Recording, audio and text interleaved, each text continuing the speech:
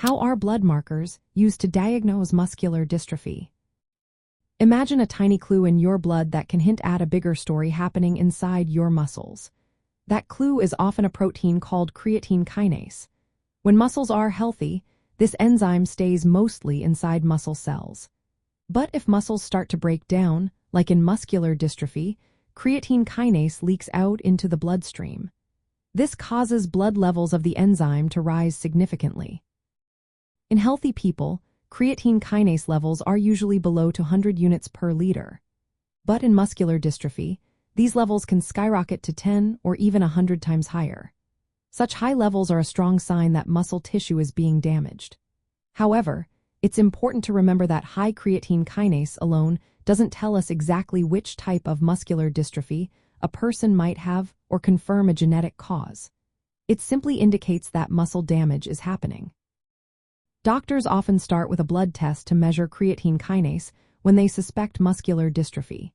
Symptoms like muscle weakness, difficulty walking, or a family history of muscle disease can prompt this test. Elevated creatine kinase levels suggest that further investigation is needed. But because other conditions like inflammation or different muscle disorders can also raise CK levels, additional tests are necessary to get a clear picture. The next step usually involves genetic testing. Blood samples are analyzed for mutations in specific genes known to cause various types of muscular dystrophy. This method is now the gold standard because it can directly identify the genetic changes responsible. If genetic testing doesn't give a definitive answer, a muscle biopsy might be performed. This involves removing a small piece of muscle tissue to look at it under a microscope.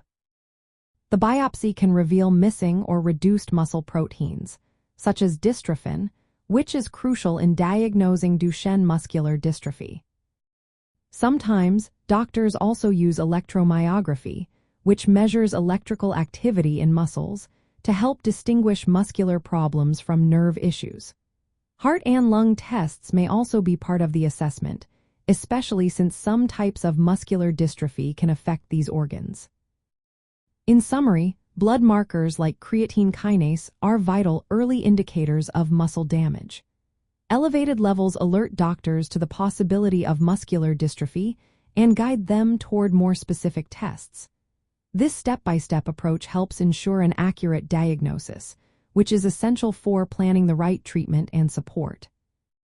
Always remember, if you or someone you know shows signs of muscle weakness or has a family history, consulting a healthcare professional is the best way to get personalized advice and care.